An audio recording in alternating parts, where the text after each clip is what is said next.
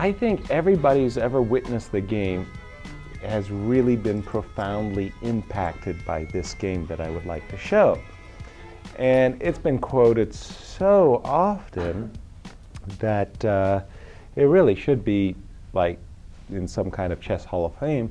It was Paul Morphy versus some guys at the Opera House, right?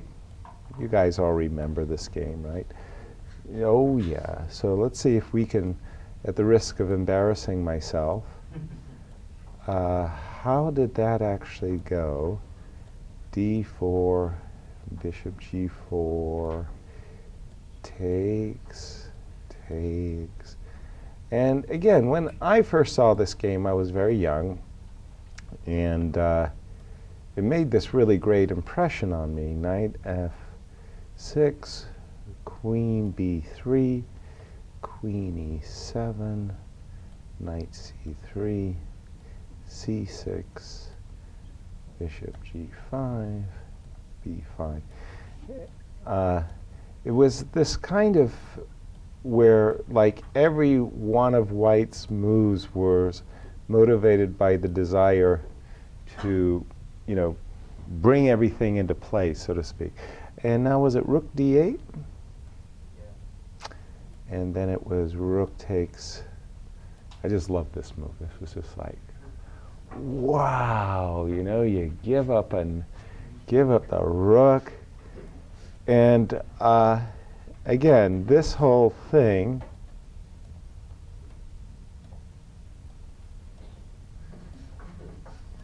it's like really, really sweet checkmate. And there, I mean, it just, it has a profound impact, let's say. And unfortunately, a match that was not very well followed in the United States, but it was really, really big in Holland, occurred in 1990. The reason why we got overshadowed, Jan Timman was the third highest rated player in the world, and I was pretty high up there too. And we had a match, and it was billed in Holland as the best of the West.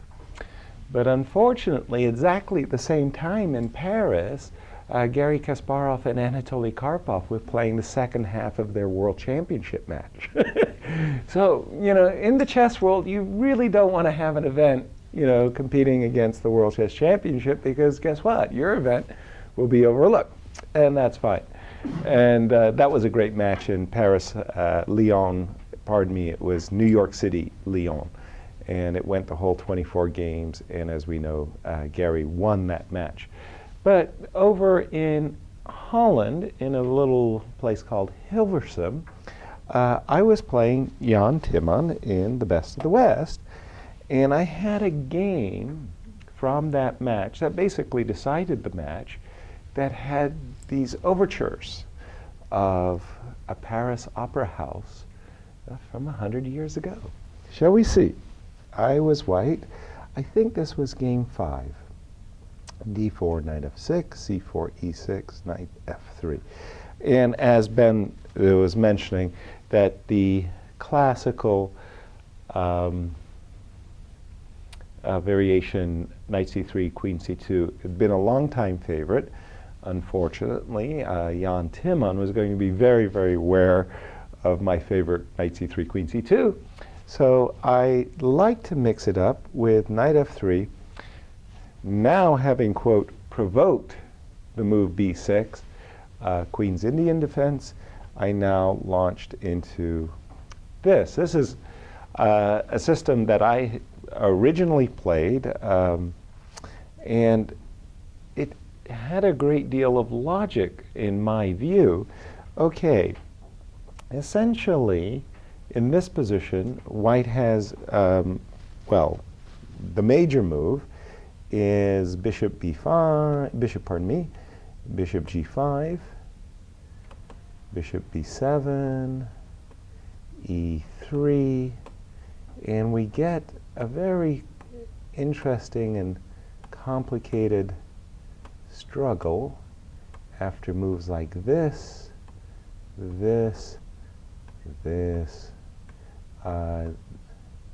many, many games. I won't say hundreds, but I'll say dozens of games have gone in this fashion. And it's a very complex line.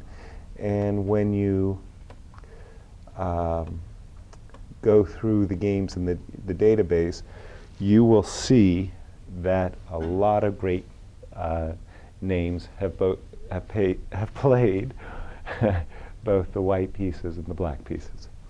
So this is very interesting stuff, and I spent quite some time looking at those lines. But what I want to do with this move is basically say, listen, like the Queen C2, classical Nimzo-Indian, I would like to provoke this trade, but instead of capturing with a pawn and having double pawns, I want to capture with a queen. And I've won some pretty good games, I must say, on the white side of this position. C5, not the only move. I was actually shocked. One of the early, one of the pioneering efforts, I might say, was made. I remember I was really shocked by this move, A5. I believe it was for the first time played against me by Michael Steen. And I thought, okay, well, I mean, great. You know, you defend your bishop with the move A5, but is that really a great move? I'll play A3, and if you trade on C3 and trade, and if you try to play a move like A4, so that in your mind you would like as black to be able to play knight C6 and maybe knight here and maybe knight here, well, that's really slow. Maybe I would play bishop G5, knight D2, and E4, and I get a tremendous center. Michael played against me A4. And I remember really being very stunned by this idea. It's like, oh, hey, man, that's really cool. You played A5 defending your bishop, and your very next move you play A4 undefending the bishop. That's like really neat. And his idea, of course, is that after I take the bishop, is the queen ends up getting trapped. Kind of cool. And if we go back just a move or two, another interesting way of losing my queen is to do it like this. And in case I go here, he will go here, defending his knight. And black is doing quite well. The problem is that after A4, I don't have to take his bishop, and I can simply drop back with the queen.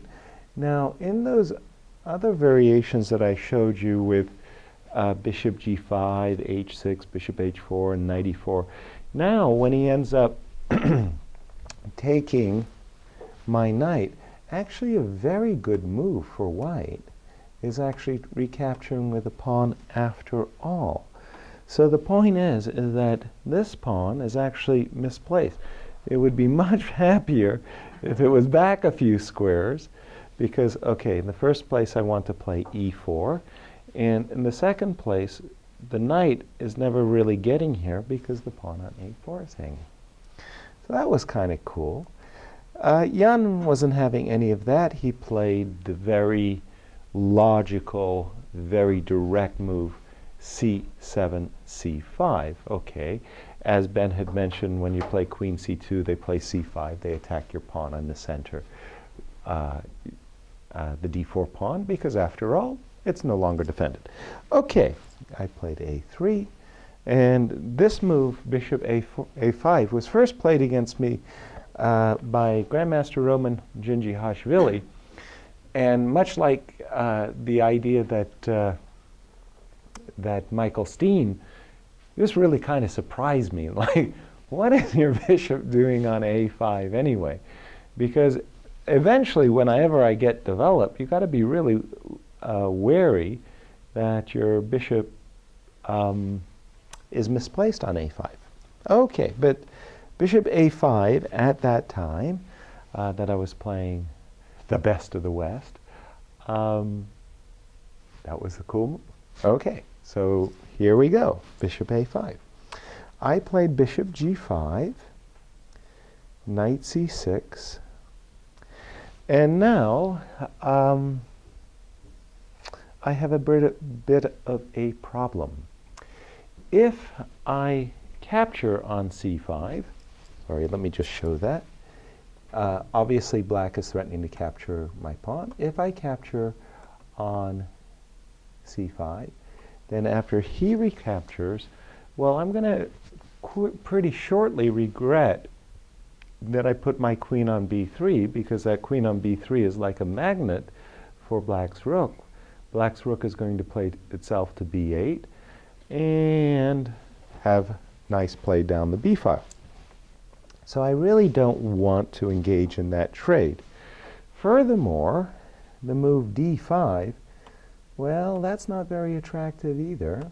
After d5, black can simply jump with knight d4 in the center, and black simply has an excellent game.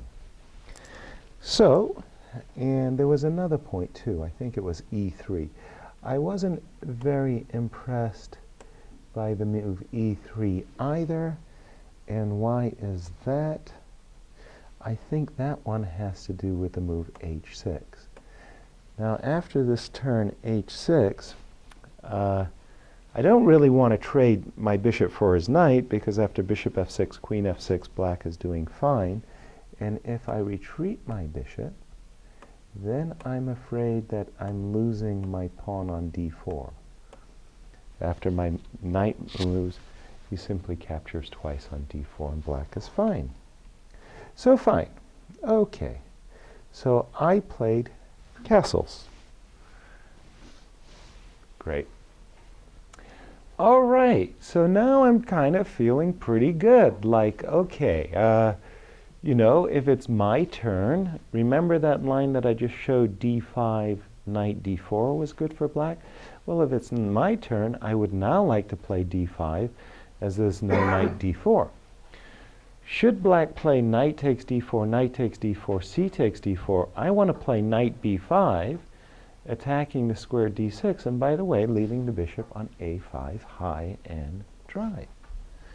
So, in fact, besides d5, I have two threats in the position. I have both d4, d5 as a kind of a positional threat, and knight c3, d5, and again, that bishop on a5 might find itself trapped one day.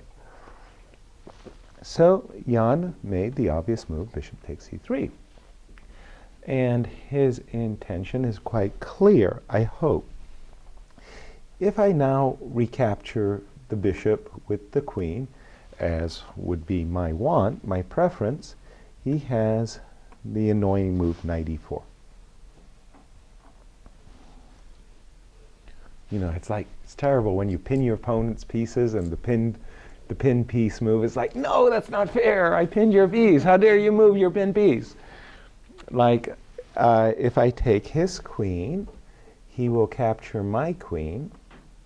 Also with a tempo against my rook on d1, I would be obliged to recapture his knight, and after king takes, well, I'm sorry, but I'm just not a very happy camper. This pawn is a magnet for black's pieces, all coming after this guy. So this, I thought, was pretty crafty. I played d5. Oh, hold on. Let me see. Let me make sure I got this right. d5. Ta-da!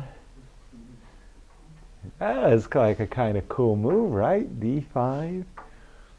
And it's like two of his pieces are hanging. He's got to decide which one he wants to save, his bishop or his knight.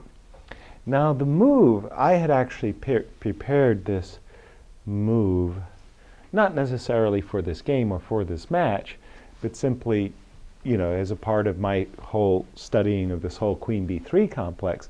And the move I really, really want my opponent to play is I would really like him or her to take my pawn on b2 and then stick their knight way out here over on this square, because after e4 I just have this massive central advantage, and black is in real trouble. This threat of e5 is extremely strong. So this would, and in fact this is terrible for black. So what did Jan play? He took, and played bishop e5. So far it has nothing to do with polymorphy, as you can tell. But I just thought I'd mention that game of polymorphies. Okay, so he decides to save his bishop, and I took his knight. And now he played the move queen e7. I didn't really study this position. This was not preparation anymore. I mean, I just was so enamored with the move d5, and I was getting my piece back and wasn't taking any risk, and I liked the resulting positions. I didn't really analyze so much. And we reached actually an extraordinarily interesting position. And it's a really tough one. It's a real tough position. And the question in the position is, what should white do? I mean, if you had this position as white, what moves would you make? And I just toss it out to the class. What do you think?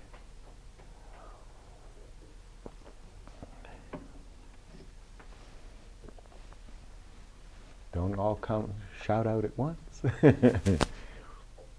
Wouldn't we all just like to take his bishop and to take the knight and then play, since our bishop is hanging, play a move like f4, winning a tempo? Isn't that just like really attractive? But as we look, we say knight takes, queen takes, f4, queen e6 gains a tempo against our queen, and it's kind of hard to find an advantage anymore for white. Like, the advantage just goes away very quickly. So then we kind of broaden our outlook a little bit and we go, well, okay, so far so good. Our bishop stinks. So let's do something about that. Let's play e4. Let's say he takes our pawn. Let's say we take his bishop. Let's say he takes our knight. Then we play f4. Yip, yip, hooray. So we start to have thoughts of this nature. e4 takes. And again, we want to do everything with a kind of a forcing tempo, like something like this. And we start to get ourselves all excited because we see that after, for example, bishop d3, black's king is still in the center. As Ben showed, it's not always a good idea to leave your king in the center. But again, we get annoyed that after a move like check, let's say king b1, bishop e6, what are we trapping? What are we getting? Black seems to be getting away. If I play a move now like queen a4, castles, rook here. Let's see, I saw some line, boop, boom, boom, hold it. Yeah, some line, it kind of goes like this, check, here, here, take a queen, take this, And there were some kinds of fortresses that black might be able to build if he could take this bishop and stick his bishop here, and things of this nature. So we go back to the actual position of the game, and after queen e7, I'm spinning these ideas of I want to play e4, I want to play f4, and I really want a role for my bishop.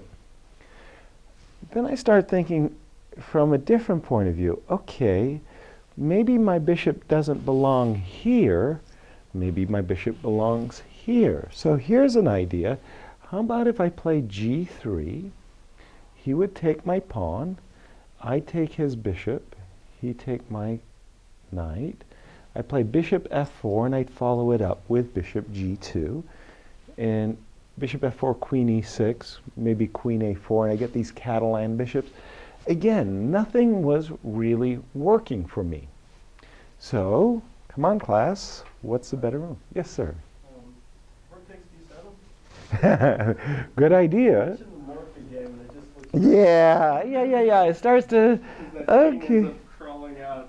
Right, so that kind of thing starts going through our mind. C takes d7. Bishop takes d7, rook takes d7, queen takes d7, knight takes e5. I win brilliantly, thank you very much. C d7, bishop d7, rook d7. Now we start with king takes d7, and then we go, okay, knight e5, queen e5, queen f7, queen e7, or maybe king c6. I'm on to something. Just, you know, like something's going on there, and I get it. Now I get it.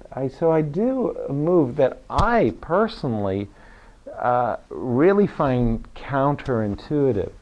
I played c takes d7, check, and this move was a revulsion for me because I developed my opponent's pieces. However, it's a very, very strong move because, in a sense, I lured the bishop into the direct contact of my rook.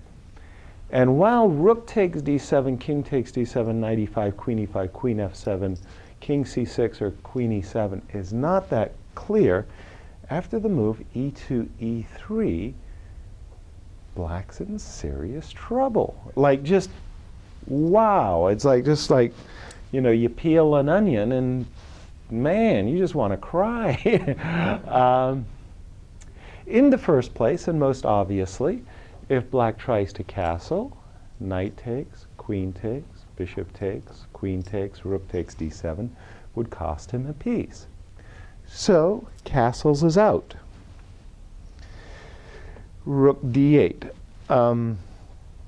Other moves are just as, other moves are terrible. Bishop c6 simply walks into bishop b5, developing, you know, a la tempo, you know, like with each note. Rook d8. And now, rook takes d7. Okay, so this is a big, big difference from a moment ago. Now, for example, if he takes with the king, knight takes e5, queen takes e5, queen takes f7, check, king back. I have bishop a6, check. Also, hold on, I think there was another line too. There was king takes, knight takes e5, hold on, king takes, I think it's bishop check, I beg your pardon. Bishop b5 check. He can't go to c7 because after knight e5 there's bishop f4. So the king would have to go back, then bishop check. The king would have to go back. Then I take, and take on f7. And I'd have queen b7 mate. Was that all clear? I hope I was. So that, hence rook takes d7. Let me just make sure. Aha. So somebody else was annotating this game. Not myself, but that annotator suggests queen a4 check, king c8 as winning. That certainly looks like a very valid one. The line I had planned, let's put it that way, was bishop b5 check, bishop a6, this one. And that was like just everything, there was a flow, you know, there was a very nice harmony in White's play. So rook d8, rook takes d7, rook takes d7, bishop b5. Okay, and as we've seen, Black cannot castle, knight takes e5, queen takes e5, bishop, and again something ends up hanging on d7. My opponent played bishop d6, rook d1. Again, everything has this, you know, very consequential moves, effective moves, I mean to say, for White. Now, amongst many other problems is the simple idea of bishop f6, and if he takes with a pawn, to put my queen on d5 with a crushing positional squeeze. Castles, bishop takes. Now, just a second. So now there's a problem. You can't do queen take. Yeah, queen takes immediately, I think. Well, just a second. Well, I think it was running into bishop f6 and queen d5. But hold on. He played, no, he did play queen takes. I played bishop f4. Thank you very much. Attacking the pin piece. c4, queen c2. So this is sort of like Ben Feingold's, you know, favorite queen c2. There's a good reason why the queen should be on c2, as we're about to point out. Now, what can he do? He's got to defend his bishop, correct? Knight e8. And now what would you do if you were White?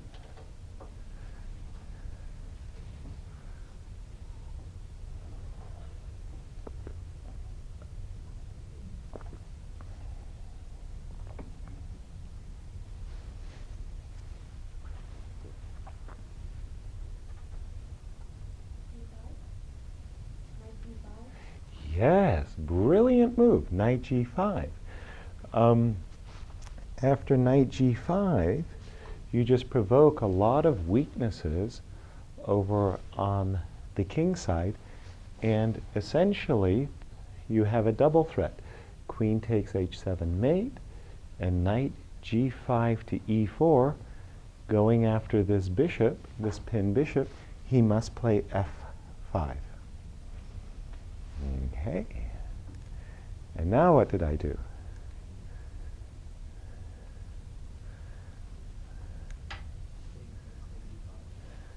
Queen takes c4 check, king h8.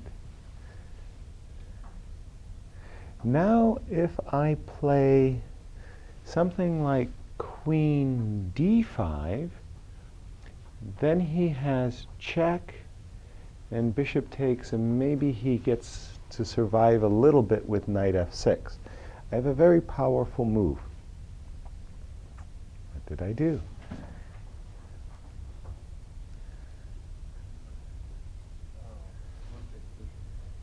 Rook takes bishop, knight takes rook, bishop takes rook c8.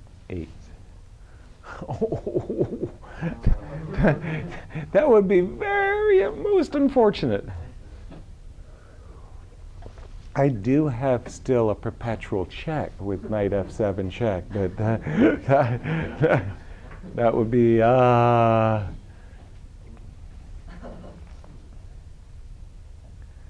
well, there was something about the simplicity of the Morphy game with rook takes d7 and just the simplicity of play. I actually played takes on d6, knight takes d6, queen d5. And now, gift me the knight. Just very simply, gift me the knight. And if he moves his queen to c7 check, I'll tuck my king away. Not only will the knight be on pre, but there'll be the threat of knight e6 forking. So Jan played rook d8. Now, he has a very, very nasty trick, and I hope you all realize that queen takes d6 has a small problem, which is, why is queen takes d6 bad? Check. Oh, these guys are nasty people, aren't they? I mean, what a gross way of falling into a trap. So, I avoided queen takes d6. What did I do? Black is in a very bad way here. So, king b1's a nasty move. That's a king b1, queen e7. I'm sure I'm winning after king b1. I had a little bit more forcing. Knight f7 check, highly desirable, of course, but queen takes f7 would leave me empty-handed. A pity.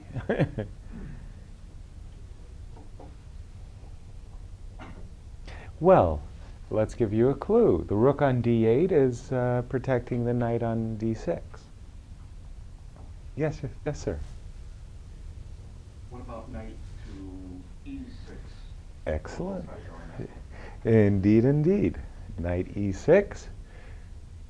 Give me the rook. Queen c8 check. King b1, rook d7. And now.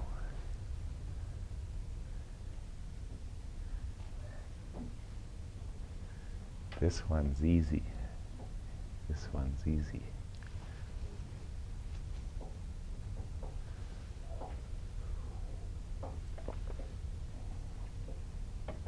Do you all see it? Just take the knight. Queen takes, and Timman resigned, and I won the match after this. I wanted to show, as they say, the game that got away, right? I can't always come up heads. This was the first game of the match. This was a 6-game match, and I think the final score was 4-2. And I had a setback in this game that was so beyond measure. I can't even begin to tell you. So not all was lost in this match, but this first game was a real nutbreaker, nutcracker. Queen a6, here we go. Takes on e6, b5, go baby go. Takes on f7, knight e7.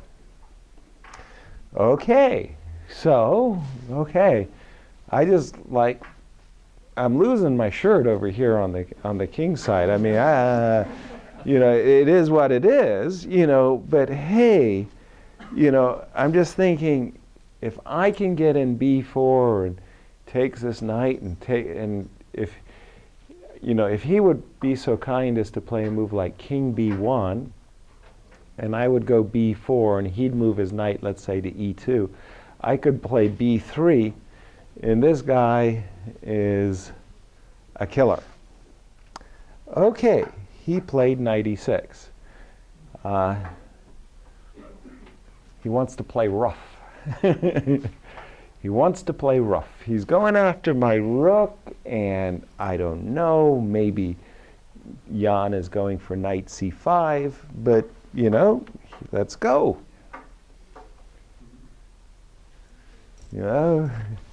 What's happening? What's happening? I'm dreaming, that I can crash through on c3 and capture his a2 pawn. A rook's a rook. Here was a tough call. I was hoping that my threats were so strong, I didn't want to capture his knight in the words of Walter Brown, immediately, because if I capture immediately, then after takes, queen takes, king takes, something like a3, and I'm going to have to face some music one day over here. So I took with the idea that, you know, please go away with the knight so I can take the pawn on a2. Sir? So when you gave up that rook, I did. how far in advance, in your mind, are you looking at these positions and calculating versus more of a sense from experience? Trying to get insight into how Grandmaster. God, I would love to compliment myself and say, well, at this point I was looking at some king and pawn endings. But the reality, baby, I gotta be honest, I was flying by the seat of my pants and I just didn't know where I was gonna land. You know, like, oh my goodness.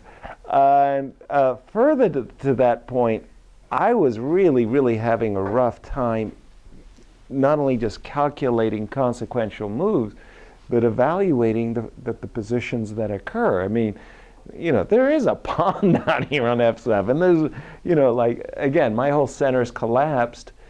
My king side and center is being collapsed. And this is like one of those games where it's a nervy affair. In other words, as any grandmaster would tell you, one of the positions they despise the most, I mean, they may not tell you this, but it's the truth, is when their king is being attacked. Like, you know, the guy on the other side is just the maniac that just keeps coming after the king, and it's sort of like, I'm begging you to stop attacking my king. So, I mean, I really wanted to put Jan on his back foot for this game. So it was sort of like damn the torpedoes and let's go. I mean, I saw some consequential things, but you know, in hindsight and the early morning light, I realized I was missing a lot in this game. Not at all. Takes the rook, I took. Okay. Yes, sir. At that juncture, though, isn't the knight stronger than the rook? There's another tough one. I mean, it's really a tough, I think a very good argument might be made like, boy, you're just helping me out by taking my rook. I mean, maybe at some point the knight could jump here. But on the other hand, what Jan was considering was that sometimes he wanted to play g5 and he wanted to be able to bring his bishop to h3. So he was thinking that to take the rook. The question is what should white, if white doesn't take the rook, what would be a good move for white? Let's say he doesn't want to take the rook. Again, if we see a move, just for argument's sake, I was just I was begging for a move like this. I really was. Come on, baby, you can do it. I was just begging. Then after queen takes a2, it's sort of like the floodgates have opened, and my very next turn, I think, is I want to play the move b3. And again, remember the peacemaker? That guy is really very strong. So I was just begging for any move from the knight, you know, like just go to e2, go to b1, I was going to take, and he took my rook. So he took the rook, I took, and said, okay, please, Jan, do something bad. I don't care what it is. Here I think he made a really great decision. a3. That was just like, damn, damn, you know, a3. That is a very insightful move. I think any other move would have led to captures on c3 or captures on a2, anything that allows my queen into the game. And this was a very hard move for him to calculate. But at the same time, it does give me a chance to win two pieces, two knights, for a rook and 3 pawns. I think so. Okay, but I haven't given up my attacking ideas.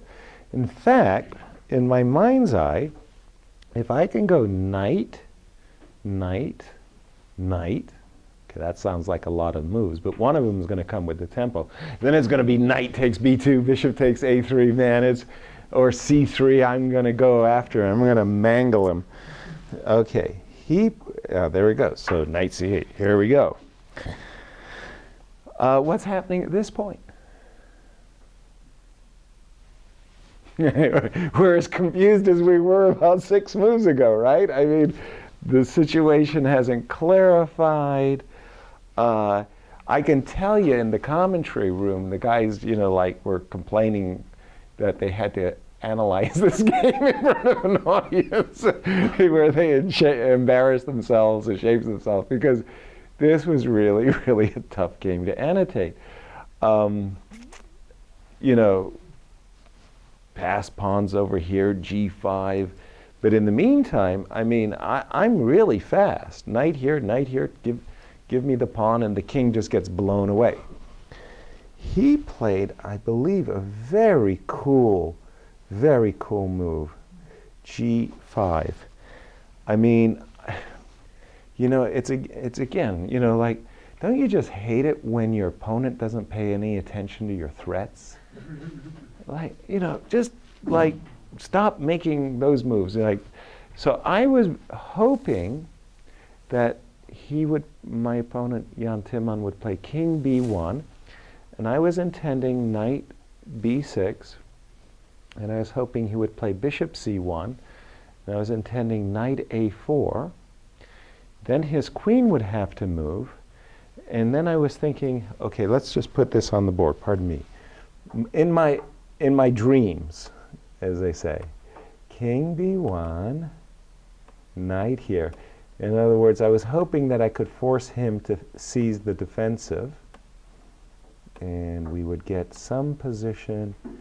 Where is it? Where can his queen go? Let's say he can't go to f3 because I got bishop e4. So let's put his queen here. So I saw some position like this, because you were asking me what kind of things am I calculating, right? Well, I'm calculating this, and I'm thinking to myself, holy cow, yes, queen here, and if he plays, probably a very bad move, but if he plays bishop g2 here, remember this guy, right? No b3 check. The peacemaker. Bishop takes this fellow. I have knight takes b2, and I'm winning. So, I can calculate wins for me whenever he plays soft moves, so to speak. So he can't play soft moves. He's got to go all out, g5. So it's like, okay, knight b6. So again, I can just see this is coming. I'm just ready to land this horrible blow. Give me knight here, queen goes anywhere, knight takes b2, queen b5. It all looks wonderful. Okay, so what do you think so far? How's it? Am I better or am I worse?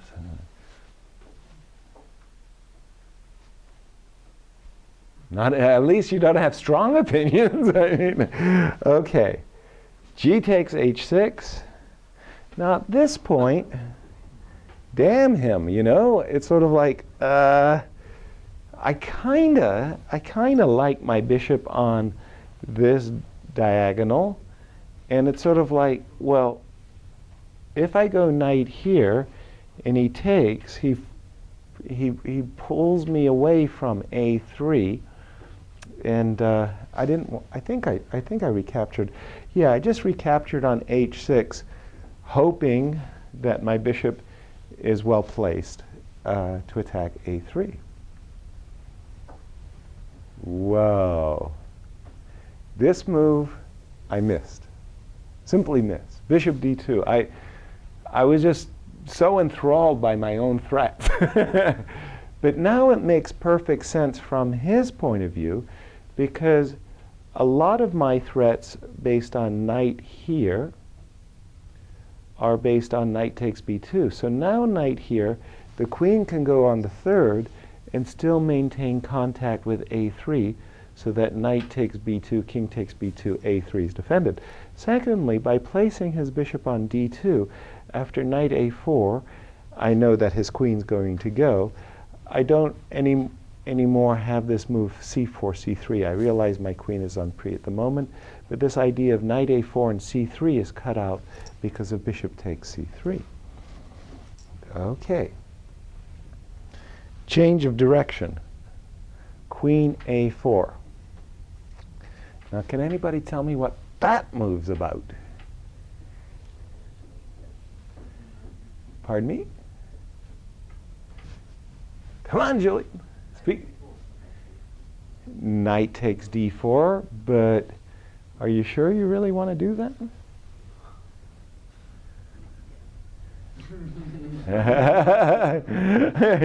That's 100%. That just came out like no problem. Knight b4 seems okay.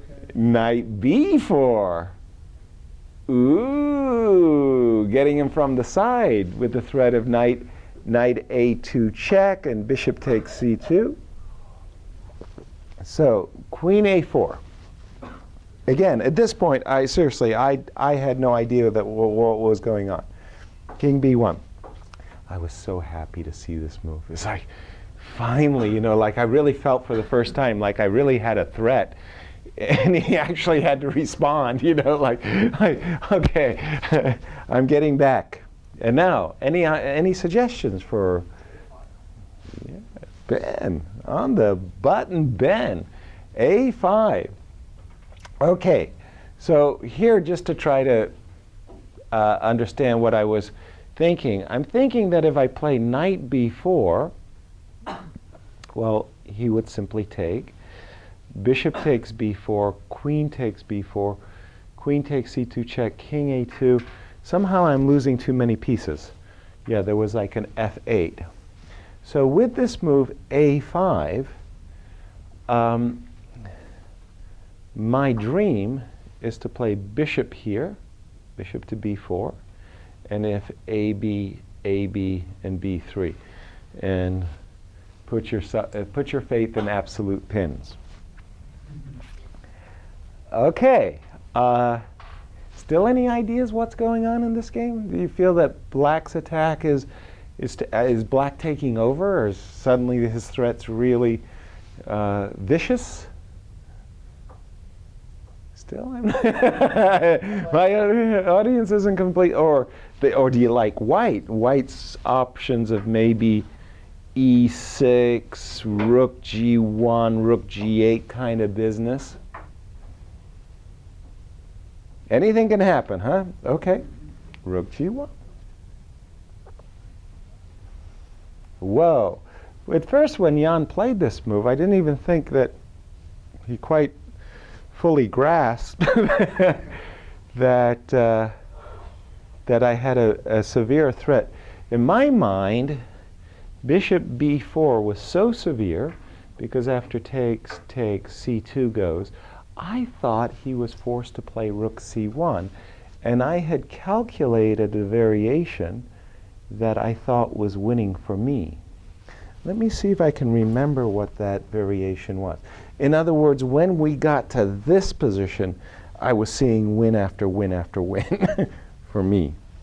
So I thought there was rook c1, new variation, bishop to b4. He can't take it. I thought he would go queen f. No, queen f3. Does this work? No. Queen confusion. I think there's knight takes d4 here. I thought he had to go to e3. Oops. Go back. Well, knight takes d4, queen f6, knight b4. Okay, yeah, this kind of thing. So I have seen this type of business.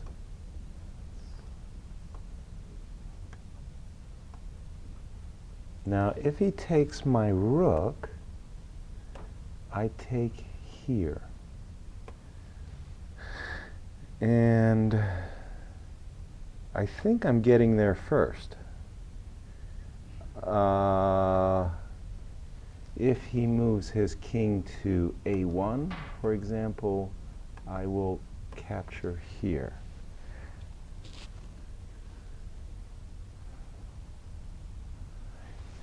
Well, you got to admit, there's a lot of black, there's a dark cloud around White's king over here. In other words, I was seeing these types of lines, but the line that I thought he would play was here. Okay? Now, I had a real clever idea in mind. What was it? Holy cow, what was it? Humana, humana, in the words of Jackie Gleason. Okay, guys, find a good move for me here. I'll be back. You guys, find a good move for me here.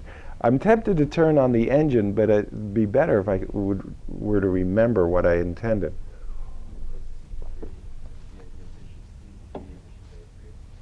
Right.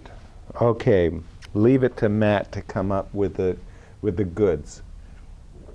Okay. I recall I had something based on c3, bishop takes, pawn takes, check.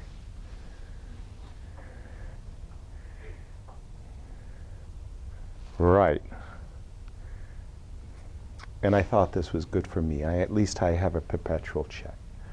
So here I'm kind of coasting, and I'm feeling pretty good when he comes up with this crazy move, rook g1, instead of the highly desirable, would you please play rook c1 so I know what I'm supposed to do. So rook c1, rook g1, bishop b4, right? Now this is where, oh man, like where did that move? I had that square covered like times, and it's absolutely vital that Jan push me off of this pawn.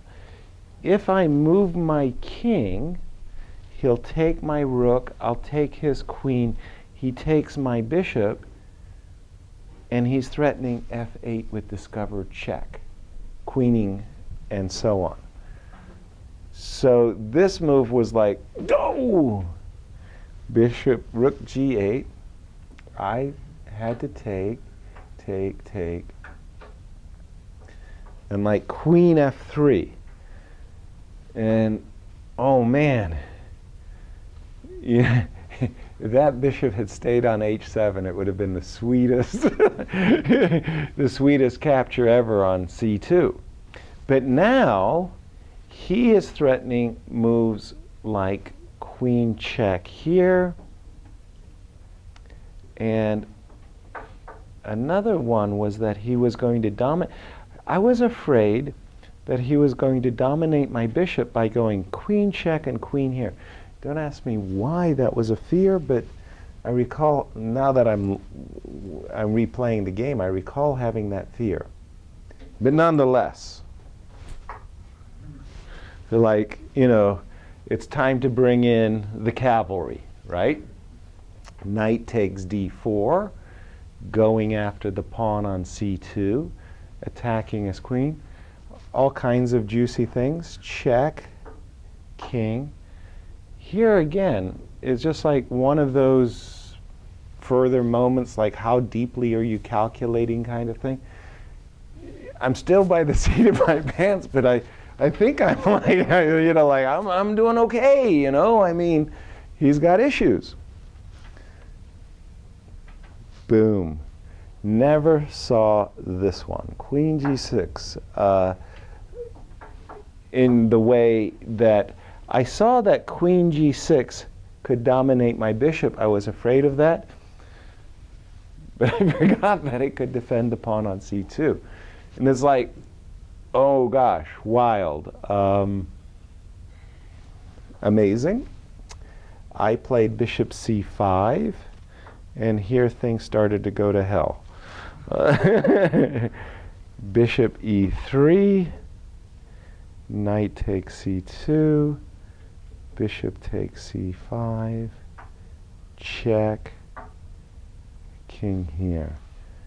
And oopsie daisy, I lost it.